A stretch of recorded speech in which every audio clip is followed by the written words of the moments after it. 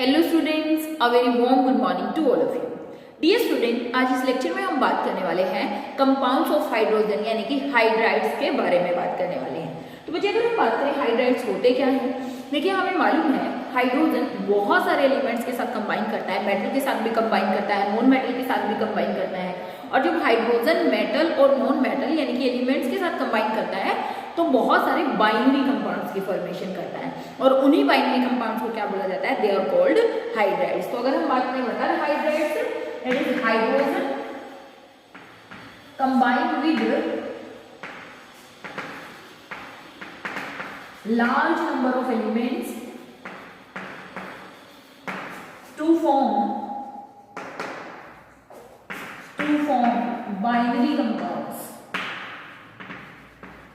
binary compounds called hydrides। ठीक है ना, called hydrides। तो इसमें क्या है, अगर मैं सिंप्लीफाई करना चाहूँ तो मैं ऐसे भी बोल सकती हूँ कि binary compounds of hydrogen are called hydrides. Hydrogen के बाइनरी कंपाउंड्स को हाइड्राइड बोलते हैं।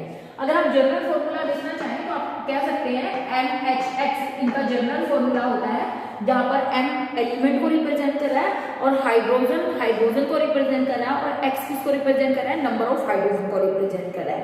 ठीक है, जिसका मतलब binary compounds of hydrogen is known as hydrides. ठीक है, मेटल और नॉन मेटल कोई भी हाइड्राइड्स बना सकता है किसके साथ, हाइड्रोजन के साथ। तो अगर हम बात करें क्लासिफिकेशन की तो बच्चे जो हाइड्राइड्स हैं they are classified further into 3 category. 3 category में इनको क्लासिफाई किया गया है। देखिए हमारे पास प्रोबेबली 4 ब्लॉक होते हैं। अगर मैं पीरियोडिक टेबल में बात करूं, S block, P block, D block and F block, तो उनमें से D और F की जो प्रॉपर्टी है वो लगभग सिमिलर होती है। तो D और F को हम पढ़ के भी स्टडी एक साथ ही स्टडी किया जाता है। तो इसका मतलब हम ये बोल सकते हैं कि जब हाइड्रोजन S ब्लॉक के एलिमेंट के साथ कंबाइन करेगा तो जो हाइड्राइड बनाएगा एक कैटेगरी वो हो गई। जब किसके साथ P ब्लॉक एलिमेंट्स के साथ कंबाइन करके जो हाइड्राइड बनाएगा एक कैटेगरी वो हो गई। और तीसरा D और F के साथ कंबाइन करके जो हाइड्राइड बनाएगा तीसरी कैटेगरी हाइड्राइड की वो हो गई। तो इसमें that on the basis of that hydrides are classified into 3 categories. First जो है that is called ionic hydride, they are also called salt like hydride, they are also called saline hydride। Means सबका meaning एक ही है, salt like hydride, saline hydride या ionic hydride. दूसरा अगर हम बात करें मेटालिक और interstitial halide, interstitial halides, metallic और इंटरस्टिशियल हैलाइड्स। ठीक है, sorry not halide, hydrides, hydrides. ठीक है, एंड थर्ड अगर हम बात करें that is covalent and molecular hydride, covalent and molecular hydride. तो अगर हम बात करें आयनिक हाइड्राइड कौन बनाता है, देखिए बच्चे S block element with hydrogen, जो हाइड्राइड बनते हैं उनको हम आयोनिक हाइड्राइड कहते हैं। अब S ब्लॉक एलिमेंट में से कौन, except beryllium and magnesium, except beryllium and magnesium, मतलब बेरिलियम और मैग्नीशियम जो हाइड्राइड बनाते हैं these are not ionic hydride, these are covalent and molecular hydride. मतलब ये एक्सेप्शन है यहाँ पे किसका, बेरिलियम और मैग्नीशियम का। तो कौन से हाइड्राइड, अगर S ब्लॉक के एलिमेंट किसको छोड़ के, बेरिलियम और मैग्नीशियम को छोड़ के हाइड्रोजन के साथ रिएक्शन करके जो कंपाउंड्स बनाते हैं उनको हम क्या बोलते हैं, आयनिक हाइड्राइड। जैसे मैं कह दूं CaH2, lithium hydride, magnesium hydride, sorry magnesium को छोड़ दो, lithium, sodium hydride, calcium hydride, जितने भी हाइड्राइड होंगे अल्काली और अल्कलाइन अर्थ मेटल्स के, वो सब क्या कहलाएंगे, that are called ionic hydride. अगर हम बात करें मेटालिक और interstitial hydride and why metallic hydride is called interstitial hydrides, तो उनकी तो हम बात करेंगे जब डिटेल में स्टडी करेंगे। तो मेटालिक हाइड्राइड्स किसके बीच में बनते हैं, that is D and F block element. ऐसा नहीं कि सभी हाइड्राइड्स बनाते हैं, कुछ बनाते हैं कुछ नहीं बनाते हैं। D and F block element with hydrogen जो हाइड्राइड्स बनाते हैं उनको बोला जाता है बच्चे क्या, मेटालिक और इंटरस्टिशियल हाइड्राइड। इसमें 2-3 बातें इंपॉर्टेंट है जो हमें नोट करनी है। वो क्या कि अगर हम कंसीडर करें कि फर्स्ट और सेकंड ग्रुप जो एलिमेंट होते हैं वो तो हमारे किस में कंसीडर हो जाते हैं, S ब्लॉक एलिमेंट में। फिर अगर हम बात करें किससे, 3 ग्रुप से लेकर 12 ग्रुप तक, तो 3 से लेकर 12 तक हमारे कौन आते हैं, that is D block element आ जाते हैं बीच में, है ना। उसके बाद फिर 13 से लेकर 18 तक हमारे कौन आते हैं, P ब्लॉक एलिमेंट्स आते हैं। तो इसमें भी अगर हम बात करूं second, third, fourth, no sorry second, third, fourth, fifth, ये तीनों ही हाइड्राइड्स बनाते हैं। मतलब इनमें जो मेटल होते हैं थर्ड ग्रुप वाले, फोर्थ ग्रुप वाले, फिफ्थ ग्रुप वाले, यूजुअली मोस्टली जो होते हैं इनमें से हाइड्राइड बनाते हैं। In group 6 only chromium form chromium hydride. अगर मैं बात करूं ग्रुप 6 में सिर्फ क्रोमियम ही एक हाइड्राइड बनाता है जिसको बोलते हैं क्रोमियम हाइड्राइड, और कोई ग्रुप 6 का एलिमेंट हाइड्राइड नहीं बनाता। नेक्स्ट अगर हम बात करें 7 ग्रुप, 8 ग्रुप एंड 9 ग्रुप की, तो बच्चे ये जो ग्रुप एलिमेंट्स होते हैं ये हाइड्राइड बनाते ही नहीं है, they do not form hydride, और इसी गैप को हम क्या बोलते हैं, that is called hydride gap. तो ये इंपॉर्टेंट क्वेश्चन है, व्हाट इज हाइड्राइड गैप, क्या बोलेंगे हाइड्राइड गैप क्या होता है, that is the group number 7, 8 and 9 elements, they do not combine with hydrogen to form hydride, and this gap in the periodic table is called hydride gap. तो उसके बाद वाले element हो गए 9 के बाद जो ग्रुप हो गया 10, 11, 12, वो क्या करते हैं, वो भी हाइड्राइड की फॉर्मेशन करते हैं। तो ये 2-3 बातें हमें याद रखनी है, क्या कि डी और एफ ब्लॉक एलिमेंट्स जो होते हैं वो जो हाइड्रोजन के साथ कंबाइन करते हैं तो हाइड्राइड जो बनाते हैं उनको बोलते हैं मेटालिक और इंटरस्टिशियल हाइड्राइड। फिर हमने बात करी क्या 3, 4, 5 हाइड्राइड बनाते हैं, इसके बाद वाले भी हाइड्राइड बनाते हैं, लेकिन ग्रुप 6 में सिर्फ क्रोमियम हाइड्राइड बनाता है जिसको हम बोलते हैं क्रोमियम हाइड्राइड। 7, 8, 9 ग्रुप जो होते हैं उसके एलिमेंट्स हाइड्राइड बनाते ही नहीं है, इसलिए इस गैप को क्या बोलते हैं, that is called hydride gap. तो 1 मार्क का क्वेश्चन बनेगा कि हाइड्राइड गैप क्या होता है। चलो यहीं पर थोड़ा सा और इंटरस्टिशियल हाइड्राइड को अगर हमें एक्सप्लेन करना हो तो हम कैसे एक्सप्लेन कर सकते हैं। देखिए बच्चे इंटरस्टिशियल का मतलब होता है कोई भी देखिए मेटल है अगर उसका एक पर्टिकुलर क्रिस्टलाइन स्ट्रक्चर है ना, चाहे वो FCC है, चाहे वो BCC है, चाहे वो CCP है, कैसा भी स्ट्रक्चर है, उस स्ट्रक्चर में देखिए मैंने कुछ एटम्स को ऐसे अरेंज किया इस तरीके से, और जब हमने एटम्स को ऐसे अरेंज किया तो आप यहाँ पे देखो कि कुछ जगह खाली बच गई है, इस बची हुई जगह को हम बोलते हैं इंटरस्टिशियल स्पेस। देखिए ये जो जगह बची हुई है इस जगह को क्या बोला जाता है, इंटरस्टिशियल स्पेस। अब जब हाइड्रोजन इस इंटरस्टिशियल स्पेस में ऑक्यूपाई हो जाता है तो उसके कारण जो हाइड्राइड बनते हैं उसको क्या बोलते हैं, मेटालिक और इंटरस्टिशियल हाइड्राइड। तो इसीलिए इसका नाम इंटरस्टिशियल हाइड्राइड पड़ा है, because the interstitial space in a crystal structure of metal occupied by hydrogen, that is why the formation of hydride take place, such type of hydride take place, that is why these hydrides are called interstitial hydride। हमने कहा एक metal का एक particular crystal structure है, उसके बीच में space है, उस स्पेस में जब क्या हो जाता है हाइड्रोजन ऑक्यूपाई हो जाता है उसको क्या बोलते हैं, इंटरस्टिशियल हाइड्राइड। आगे चलते थोड़ा सा और पढ़ेंगे ओक्लूजन वगैरह के बारे में कि क्या होता है। नेक्स्ट बात करें कोवैलेंट एंड मॉलिक्यूलर हाइड्राइड, तो बच्चे बचे कौन, हमने कहा पी ब्लॉक एलिमेंट हाइड्रोजन के साथ कंबाइन करके जो हाइड्राइड्स बनाते हैं उनको बोलते हैं मॉलिक्यूलर या कोवैलेंट हाइड्राइड। इसमें हमने कहा साथ में बेरिलियम एंड मैग्नीशियम भी हाइड्रोजन के साथ कंबाइन करके जो हाइड्राइड बनाते हैं उनको भी क्या बोला जाता है, कोवैलेंट या मॉलिक्यूलर हाइड्राइड बोला जाता है।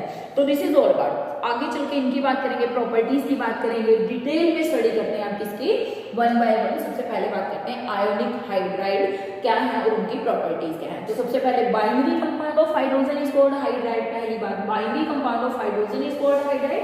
They are classified into 3 category, covalent, molecular, interstitial या फिर आयोनिक और साल्ट लाइक हाइड्राइड। हमने कहा हाइड्रोजन के बाइनरी कंपाउंड्स हैं जो अलग अलग तरीके की प्रॉपर्टीज को शो करते हैं। तो let me discuss first the properties of ionic hydride. ठीक है, आयोनिक हाइड्राइड की प्रॉपर्टी हमने कहा किसके बीच में बनते हैं, जैसे हमने बात की बेटा lithium hydride, sodium hydride, potassium hydride, rubidium hydride, caesium hydride. ठीक है, उसी तरीके से हम बात करें बेरिलियम मैग्नीशियम तो बनाते नहीं है, calcium hydride, strontium hydride, barium hydride etcetera. ठीक है, तो यहाँ पर अगर मैं बात करूँ इन हाइड्राइड की थर्मल स्टेबिलिटी के बारे में कि कैसे इनकी थर्मल स्टेबिलिटी डिक्रीज या इंक्रीज होती है, तो बच्चे अगर हम यहाँ से नीचे की तरफ मूव कर रहे हैं, यहाँ से नीचे की तरफ मूव कर रहे हैं, तो अगर बात करें thermal stability of these hydride decrease. Thermal stability का मतलब होता है कि जब आप इनको हीट करते हैं तो हीट करने पर ये ब्रेक डाउन होते हैं कि नहीं होते, या इनमें से कौन सा हाइड्राइड ऐसा है जो हीट करने पर बिल्कुल आसानी से डिकम्पोज हो जाता है। तो मैंने कहा कि यहाँ से यहाँ जाने पर दोनों के केस में ही थर्मल स्टेबिलिटी क्या करती है, डिक्रीज करती है। देखिए इसका रीजन क्या है, यहाँ पर हम देखें, यहाँ पर हमारे पास Li पॉजिटिव और H नेगेटिव, है ना, Li पॉजिटिव H नेगेटिव। यहाँ पर अगर मैं बात करूँ Na positive H negative, next K positive, इसका मतलब आयोनिक तो है ही, हमें मालूम है यहाँ पर ट्रांसफर ऑफ इलेक्ट्रॉन से बनते हैं। मेटल क्या करता है, हाइड्रोजन को अपना इलेक्ट्रॉन ट्रांसफर करता है, तो इसीलिए आयोनिक हाइड्राइड्स की फॉर्मेशन होती है, इनके बीच में आयोनिक बॉन्ड होते हैं। तो मुझे अगर मैं बात करूँ इनकी थर्मल स्टेबिलिटी कैसे डिक्रीज करती है डाउन द ग्रुप जाने पर, देखिए अगर मैं आपको इससे पहले एक छोटा सा कॉन्सेप्ट बताऊं, देखिए अगर छोटा कैटायन है और छोटा एनायन है, छोटा कैटायन है और छोटा एनायन है, तो ये थर्मली बहुत ज्यादा स्टेबल होते हैं, they are thermally very stable.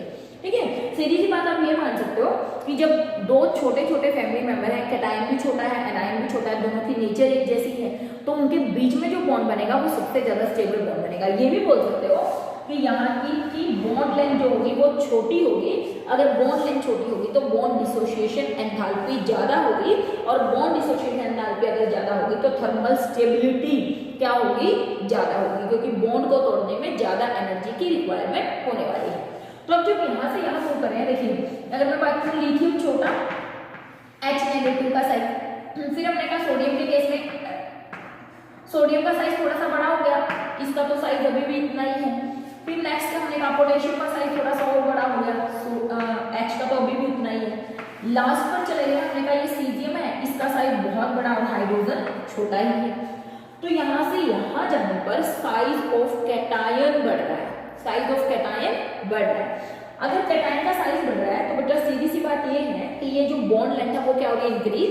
अगर बॉन्ड लेंथ इंक्रीज हो रही है तो बॉन्ड डिसोसिएशन एंथैल्पी क्या हो रही है, डिक्रीज। इसका मतलब ये वाला बॉन्ड तोड़ना इस वाले बॉन्ड को तोड़ने की कंपैरिजन में, या इस बॉन्ड को तोड़ने की कंपैरिजन में काफी ज्यादा एनर्जी इसमें लगेगी और इसमें क्या लगेगी, कम एनर्जी लगेगी। तो जिस बॉन्ड में तोड़ने में कम एनर्जी लगेगी डेफिनेटली वो थर्मली कम स्टेबल होगा। तो हम कह सकते हैं कि डाउन द ग्रुप जाने पर कैटायन का साइज बढ़ रहा है, जिसके कारण बॉन्ड लेंथ बढ़ रही है, और बॉन्ड लेंथ बढ़ने के कारण बॉन्ड डिसोसिएशन एंथैल्पी घट रही है, और बॉन्ड डिसोसिएशन एंथैल्पी अगर घटेगी तो वो स्पीसीज क्या होगी, थर्मली लेस स्टेबल होने वाली है। तो इसीलिए नीचे जाने पर थर्मल स्टेबिलिटी डिक्रीज होती है। अच्छा, एक क्वेश्चन और यहाँ से पूछ सकते हैं कि कोवलेंट कैरेक्टर कैसे वेरी करता है। कोवलेंट कैरेक्टर देखिए दिमाग में तो आता है कि ये तो आयनिक होते हैं, फिर इनका कोवलेंट कैरेक्टर क्यों हमसे पूछ रहे हैं। देखिए सीधी सी बात ये है बच्चे, हमने पढ़ा है चैप्टर नंबर 4 में कि no bond is 100% ionic bond and no bond is 100% covalent bond. Ionic bond में कुछ कोवलेंट कैरेक्टर और कोवलेंट बॉन्ड में कुछ आयनिक कैरेक्टर होता है ना, पढ़ा है ना ये बात। इसका मतलब ये हुआ ये बेशक आयनिक है, लेकिन अगर हमसे ये पूछ लिया कि सबसे ज्यादा आयनिक कौन है, विच वन इज मोस्ट आयनिक, ये हमें अगर बताना हो तो इसका मतलब क्या करना पड़ेगा, हमें थोड़ा सा इस पर डीपली स्टडी करना पड़ेगा कि कैसे हम बताएं कि इनमें से कौन कोवलेंट कैरेक्टर ज्यादा पोजेस करता है, या आयनिक कौन ज्यादा है। ठीक है ना, आयनिक कैरेक्टर किसका ज्यादा है। ठीक है, कोवलेंट जिसमें बढ़ेगा उसका आयनिक कैरेक्टर डिक्रीज होता चला जाएगा। तो बच्चे उसके लिए हम एक रूल पढ़ते थे, फजान्स रूल, अगर आपको याद हो चैप्टर नंबर 4 में, जिसमें हमने कहा था कि कैटायन का साइज छोटा होना चाहिए, एनायन का साइज बड़ा होना चाहिए। कैटायन का साइज जितना ज्यादा छोटा होगा, स्मॉलर कैटायन, उसकी पोलराइजेशन पावर उतनी ही हाई होगी, और पोलराइजेशन पावर जितनी ज्यादा हाई होगी कोवलेंट कैरेक्टर उतना ही हाई होगा। एनायन का साइज जितना बड़ा होगा, जितना लार्ज होगा एनायन, उसकी पोलराइजेबिलिटी उतनी ही ज्यादा होगी, और जिसकी पोलराइजेबिलिटी जितनी ज्यादा होगी उसका कोवलेंट कैरेक्टर उतना ही ज्यादा होगा। ठीक है, smaller the size of the cation, larger the size of the anion, more will be the polarization power of cation, more will be the polarizability of cation, anion, more will be the covalent character। तो यहाँ पर देखिए बच्चे, anion का size तो हमारा same है, cation का साइज क्या हो रहा है, बढ़ रहा है। अगर कैटायन का साइज बढ़ रहा है तो डेफिनेटली अगर मैं ये कह सकती हूँ कि ये वाला जो कैटायन है इसकी पोलराइजेशन पावर हाईएस्ट है। अगर इसकी पोलराइजेशन पावर हाईएस्ट है तो ये सबसे ज्यादा इसके इलेक्ट्रॉनिक क्लाउड को अपनी तरफ खींच सकता है, यानी कि इसमें सबसे ज्यादा कोवलेंट कैरेक्टर अराइज होगा। समझ आ रही बात। इसका मतलब नीचे जाने पर कोवलेंट कैरेक्टर डिक्रीज हो रहा है, इसका मतलब आयोनिक कैरेक्टर क्या हो रहा है, इंक्रीज। बेसिकली आयोनिक तो है ही ये सभी, है ना। तो इसमें दैट अगर मैं बात करूं आयोनिक कैरेक्टर के केस में तो this is the right order of ionic character की सबसे ज्यादा आयनिक सीजियम हाइड्राइड, फिर रुबिडियम, फिर पोटेशियम, फिर सोडियम और फिर लिथियम। इसका मतलब लिथियम हाइड्राइड में सबसे ज्यादा कोवलेंट कैरेक्टर होता है because of its small size, because of Fajans rule, because of its more polarization power. तो इस तरीके से हमसे क्वेश्चन पूछ सकते हैं किससे रिलेटेड टू आयोनिक कैरेक्टर और कोवलेंट कैरेक्टर। तो दो बातें मैंने पढ़ी यहाँ पर कि थर्मल स्टेबिलिटी डिक्रीज करती है, क्यों? क्योंकि कैटायन का साइज बढ़ता है, बॉन्ड लेंथ बढ़ती है, बॉन्ड डिसोसिएशन एंथैल्पी घटती है और थर्मल स्टेबिलिटी क्या होती है? डिक्रीज होती है। तो ये सबसे कम थर्मली स्टेबल है। दूसरी बात हमने करी कि कोवलेंट कैरेक्टर के रिगार्डिंग अगर हमसे क्वेश्चन पूछ लिया जाए तो वहां पे हम क्या अप्लाई करेंगे? फजान्स रूल को अप्लाई करेंगे। तो इस तरीके से स्टेबिलिटी के रिलेटेड आप क्वेश्चन बता सकते हैं। नेक्स्ट प्रॉपर्टी की बात करें थर्मल स्टेबिलिटी के बाद, हमने कहा कि these are stoichiometric in nature, they are stoichiometric in nature. इसका मतलब ये हुआ कैटायन और एनायन की रेशियो क्या होती है? सेम होती है। ऐसा नहीं होता कि मेटल या फिर हाइड्रोजन की रेशियो सेम ना हो, मतलब कैटायन और एनायन की रेशियो क्या हो? सेम हो, तो उसको हम बोलते हैं स्टिकियोमेट्रिक इन नेचर। तो ये स्टिकियोमेट्रिक होता है। अगर हम बात करें कंडक्टिविटी की तो डेफिनेटली इलेक्ट्रिक करंट का कंडक्शन करते हैं aqueous and molten state, they conduct electric current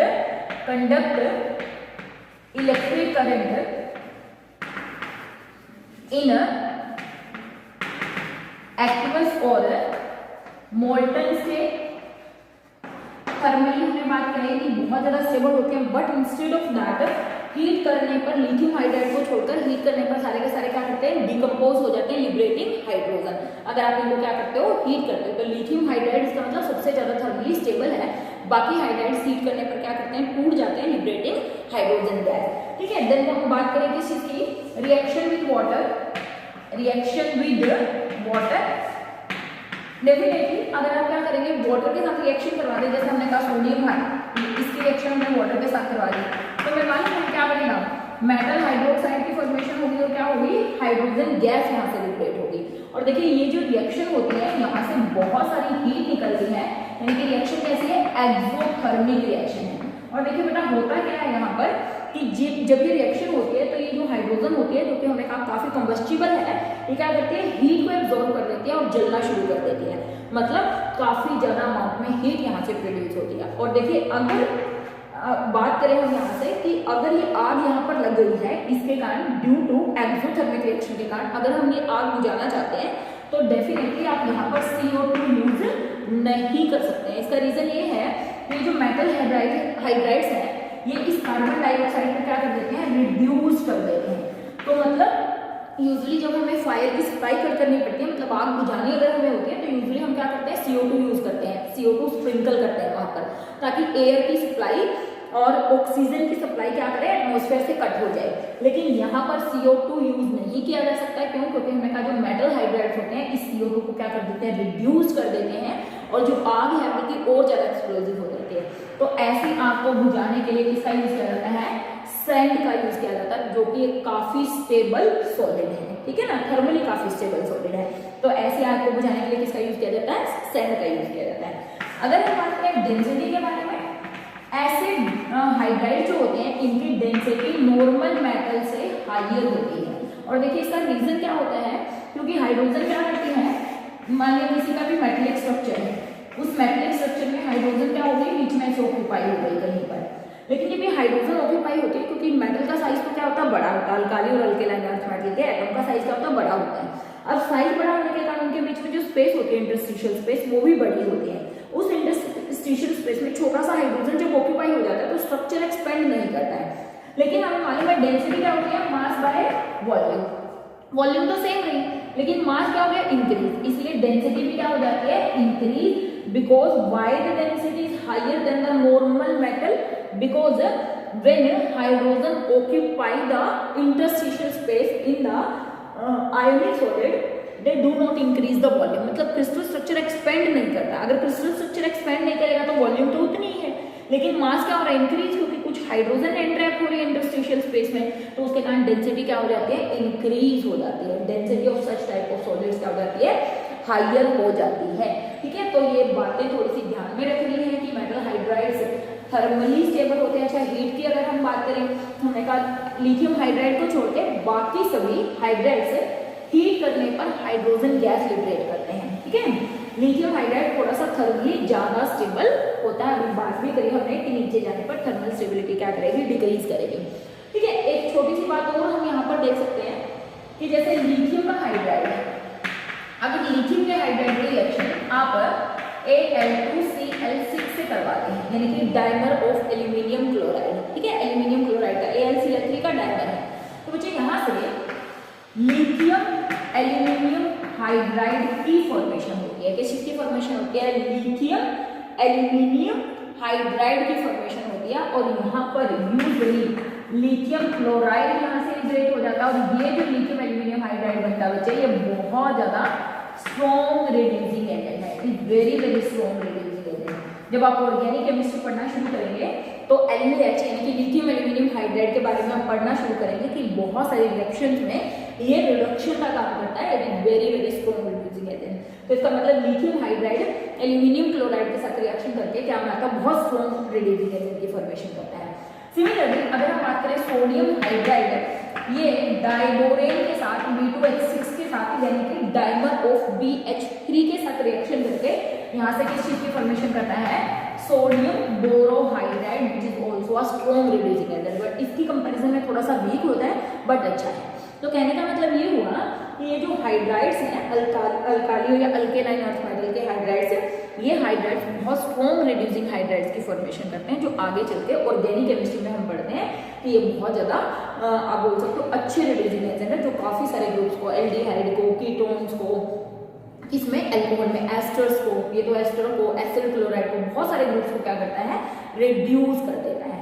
तो these are ionic hydride, properties of ionic hydride. Now let me discuss the properties of interstitial hydride. Next one is of interstitial hydride.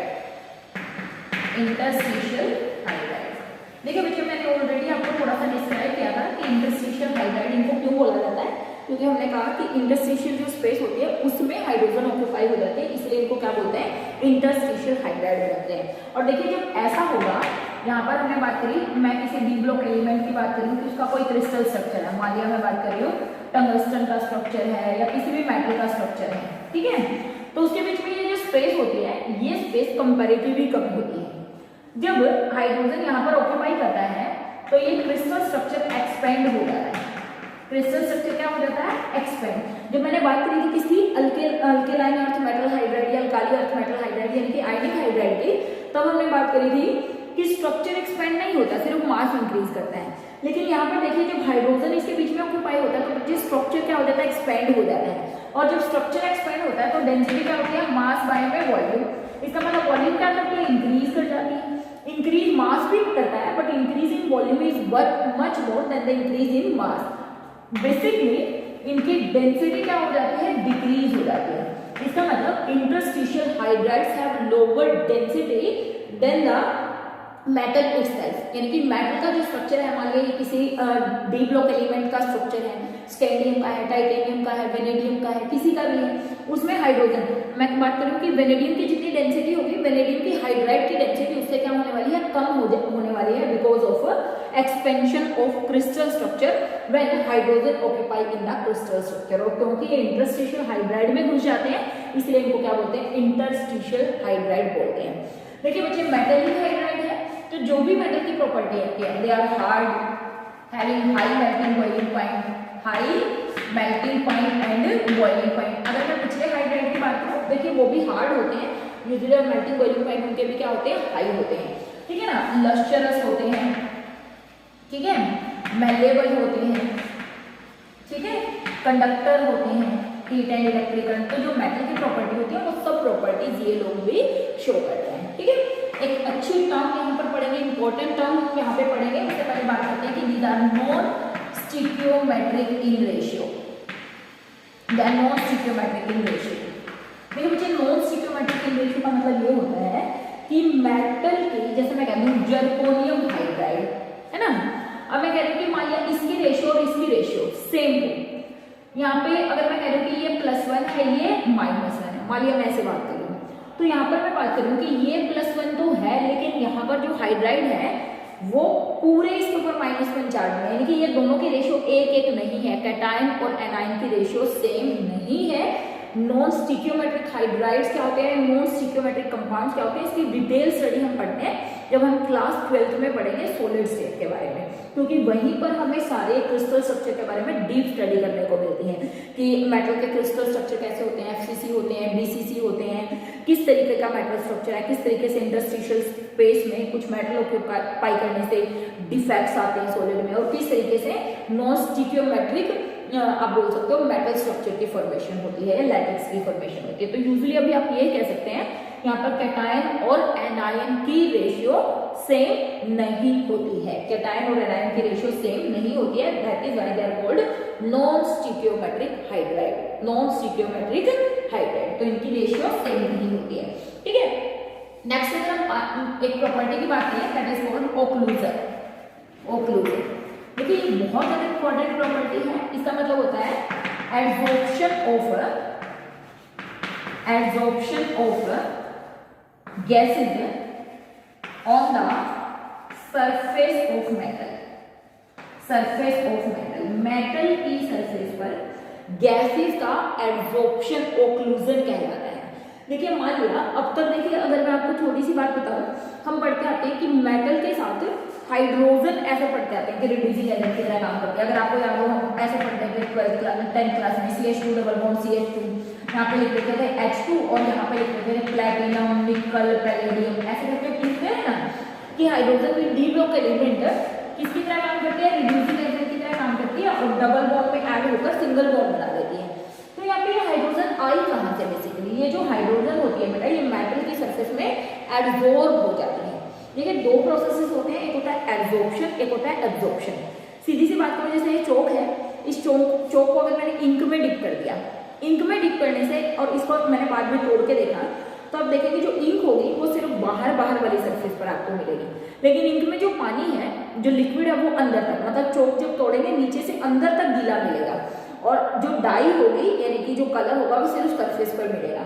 तो जो phenomena surface पर होते हैं उनको बोलते हैं absorption, जो बल्क तक होते हैं यानी कि नीचे तक होते हैं उसको बोलते हैं एब्जॉर्प्शन। मैं बोर्ड पे चौक से लिख पा रही हूँ तो ये भी एब्जॉर्प्शन का ही प्रोसेस है, मतलब जो सरफेस पर होने वाले फिनोमेना है। तो यहाँ पर होता क्या है, इस प्रोसेस को मैं समझाने की कोशिश करूँ कि ओक्लूजन का क्या मतलब है। किसी भी मेटल की सरफेस पर जब कोई गैस एब्जॉर्ब हो जाती है, इस प्रोसेस को क्या बोलते हैं, ओक्लूजन बोलते हैं, यानी कि absorption of gases on the metal of surface. इसी के कारण हम इन मेटल जो होते हैं उनको as a reducing agent use कर सकते हैं ना, रिडक्शन के लिए, जिसको हम बोलते हैं कैटालिटिक रिडक्शन, यानी कि hydrogen on the surface of metal absorb हो जाती है और फिर इसका यूज किया जाता है किसके लिए, एब्जॉर्प्शन को कैरी आउट करने के लिए, ठीक है। और दूसरी प्रॉपर्टी, क्योंकि गैसेस क्या करती है, हाइड्रोजन गैस हो सकती है, कोई भी गैस हो सकती है, तो गैसेस जो मेटल के सरफेस पर एब्जॉर्ब होती है, तो मान लीजिए मुझे हाइड्रोजन को ट्रांसपोर्ट करना है एक जगह से दूसरी जगह, लेकिन मुझे मालूम है हाइड्रोजन वेरी कंबस्टिबल गैस, बहुत इजीली फायर कैच करती है ना, तो उसको लेकर जाना बहुत ज्यादा मुश्किल है ना। तो ट्रांसपोर्टेशन के लिए क्या किया जाता है, मेटल के सरफेस पर गैसेस को एब्जॉर्ब करवा दिया जाता है, फिर मेटल को ट्रांसपोर्ट कर दिया जाता है, वहां पर ले जाकर फिर उस गैस को वहां से मेटल की सरफेस से डिसॉल्व करवा लिया जाता है।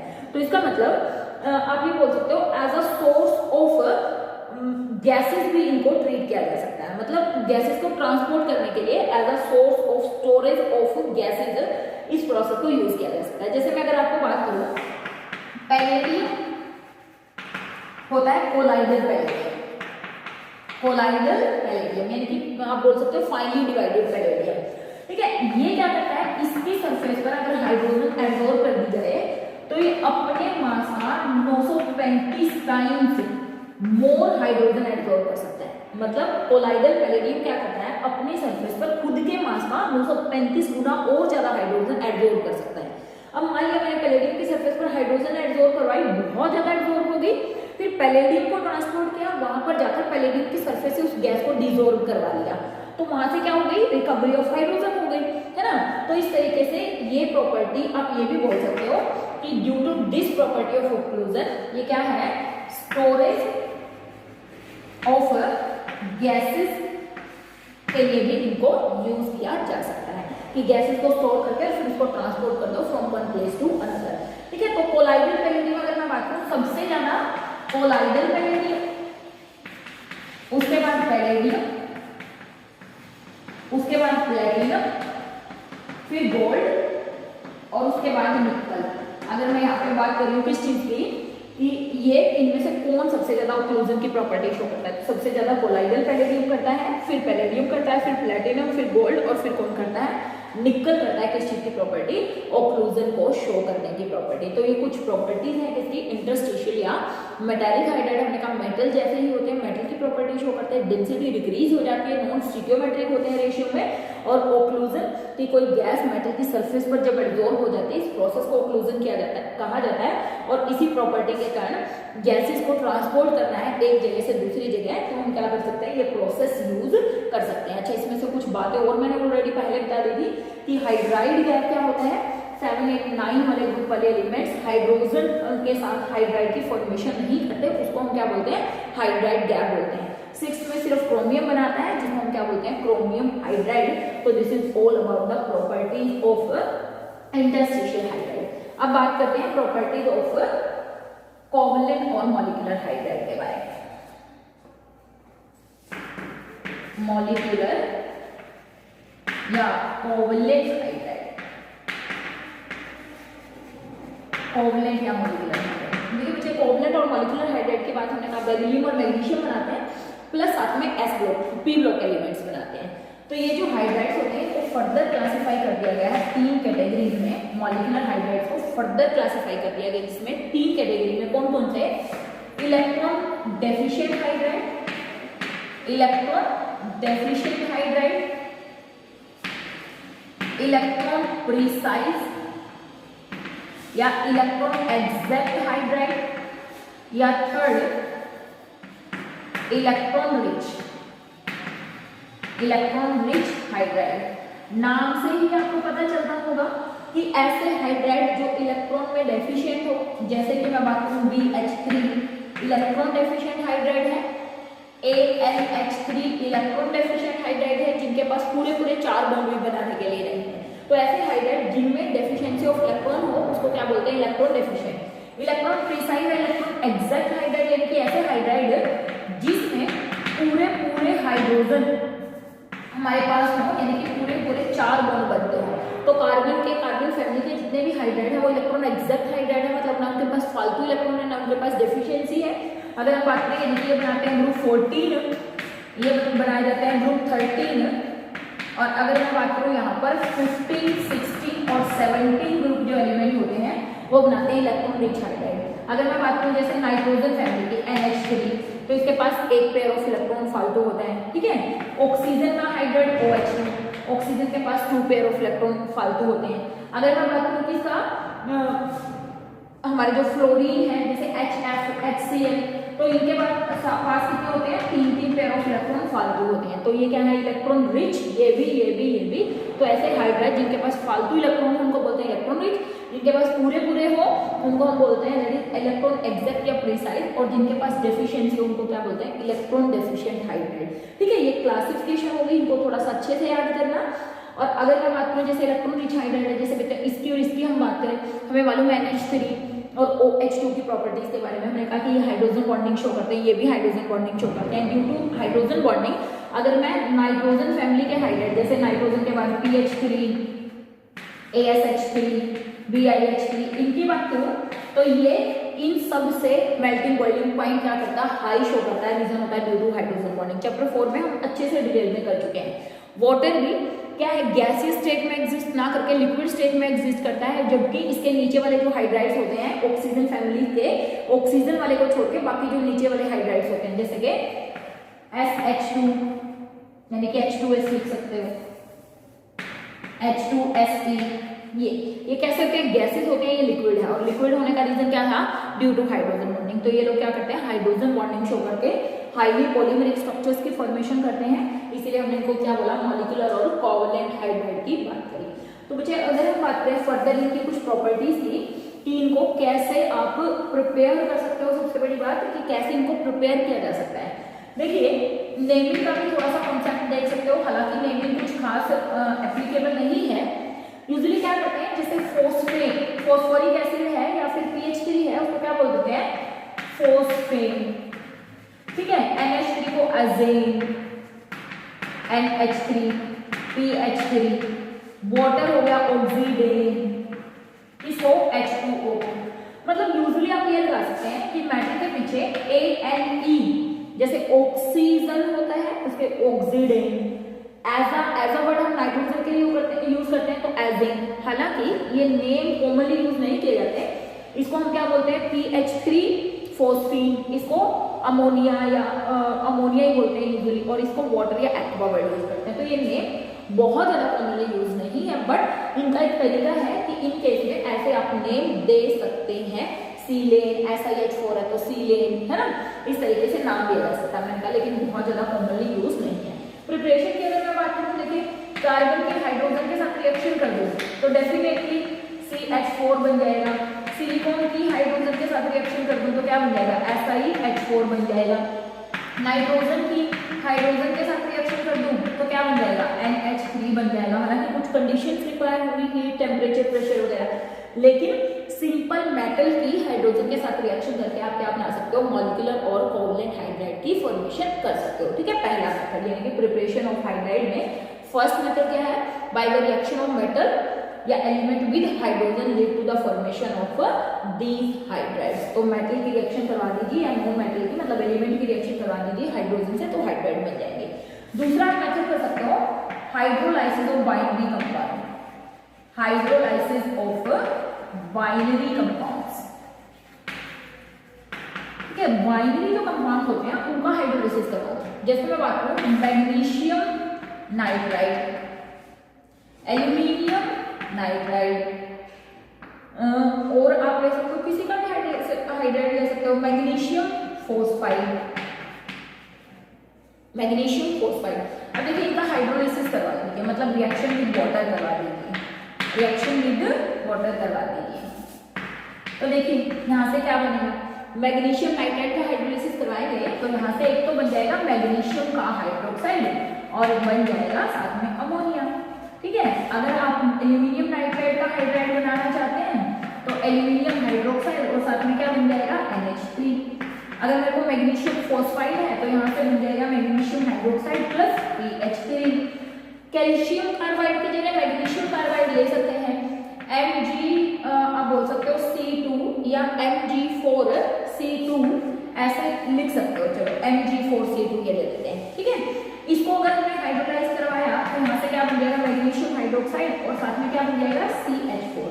बस यहाँ पे एक एक्सेप्शन की रिएक्शन है कि कैल्शियम कार्बाइड को अगर आप हाइड्रोलाइज करवाओगे तो यहाँ पर बनेगा कैल्शियम का हाइड्रोक्साइड और साथ में एसिटाइलिन बनेगी instead of formation of hydride. तो ये थोड़ी सी एक्सेप्शन में रिएक्शन आपको याद रखनी है हाई टेम्परेचर पर, क्योंकि कैल्शियम जो कार्बाइड होता है उसका स्ट्रक्चर ये होता है, this is the structure of calcium carbide. और जब आप इसका हाइड्रोलाइसिस करवाते हो, हाइड्रोलाइसिस का मतलब होता है एडिशन ऑफ वाटर, तो एक मोल वाटर यहाँ ऐड किया, एक मोल वाटर यहाँ ऐड किया, याद करने के लिए कह रही हूँ। ऊपर से निकल गया कैल्शियम हाइड्रोक्साइड, नीचे से क्या निकल गया, एसिटाइलिन रिमूव हो गया। तो यहाँ से इसका हाइड्रोलाइसिस करने से एसिटाइलिन बनती है, जबकि बाकी कोई भी बाइनरी कंपाउंड ले लो, आप कोई भी बाइनरी कंपाउंड ले सकते हो, aluminium carbide, aluminium nitride, magnesium nitride, magnesium phosphide, कोई भी उनको हाइड्रोलाइज कराएंगे तो मेटल हाइड्रोक्साइड के साथ आपको क्या मिलने वाला है, कोई ना कोई हाइड्राइड मिल जाएगा, किसका, P ब्लॉक एलिमेंट का, चाहे वो NH3 हो, चाहे वो PH3 हो, चाहे वो CH4 हो, चाहे वो SiH4 हो। तो इस तरीके से बाइनरी कंपाउंड का हाइड्रोलाइसिस करके भी हम क्या बना सकते हैं, hydrides of P block element form किए जा सकते हैं, ठीक है। थर्ड प्रिपरेशन वो कहाँ से कर सकते हो, वो आप कर सकते हो रिएक्शन ऑफ हैलाइड्स बोल सकते हो, हैलाइड्स ऑफ 13 और 14 group element with lithium aluminium hydride, with lithium aluminium hydride. For example जैसे मैंने बात करी BCl3, CCl4, SiCl4, GeCl4 halogen के कंपाउंड हमने यहाँ पर लिए हैं, ठीक है। इनकी रिएक्शन देखे करवा लीजिए LiAlH4 से, लिथियम एल्यूमिनियम हाइड्राइड। मुझे देखिए रिएक्शन तो इनऑर्गेनिक की मोस्टली रिएक्शंस ऐसी होती हैं बेटा जो सिर्फ आपको याद करनी पड़ती हैं, क्योंकि प्रोबेबली इनका कोई मैकेनिज्म नहीं होता पर्टिकुलर जैसे हम ऑर्गेनिक में पढ़ते हैं। यहाँ पे सिर्फ आपको थोड़ा सा लर्निंग प्रोसेस होता है कि मेरे को ये चीज याद रखनी है कि ये रिएक्शन इस तरीके से हुई, तो आप थोड़ा सा स्ट्रेस डालेंगे रिएक्शन पर, एक दो बार लिख कर देखेंगे तो रिएक्शन हो जाएंगे। तो यहाँ पे अगर हम बात करें, यहाँ से हमारा बन जाएगा BH3 साथ में LiCl और साथ में AlCl3, यानी कि बोरोन का हाइड्राइड बन गया BH3। यहाँ से देखिए कार्बन का हाइड्राइड बन जाएगा, साथ में LiCl3 और AlCl3 निकल जाएगा।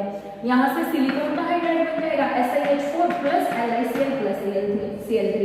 यहाँ से GeH4 बन जाएगा और साथ में ये दोनों की फॉर्मेशन हो जाएगी।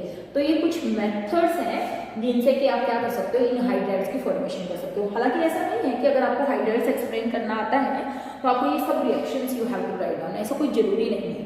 According to question you have to write according to the marks की क्या चीज हमें पूछी हुई है, या किसी क्वेश्चन में पर्टिकुलर आपको कह दिया कि कंप्लीट दिस फॉलोइंग रिएक्शन, ये रिएक्शन दे दिया और कह दिया कि इस रिएक्शन को पूरा करके दिखाइए, तो उसके अकॉर्डिंग आपको ये रिएक्शन लिखनी होती है।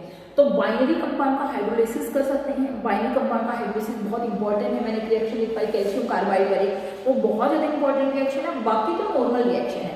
आई थिंक बच्चे अगर एक बार भी इस चीज को पढ़ेंगे तो आसानी से वो कर पाएंगे कि देखिए इसकी रिएक्शन अगर आप पहले से करवाते हो तो हमारे पास स्ट्रॉन्ग रिड्यूसिंग एजेंट है, तो यहाँ पर हमारे पास कुछ और ऑप्शन नहीं है। देखिए एल्यूमिनियम का क्लोराइड बन जाए, लिथियम का क्लोराइड बन जाए, और बच गया कौन, बोरोन का हाइड्राइड। बोरोन का हाइड्राइड BH3 होता है।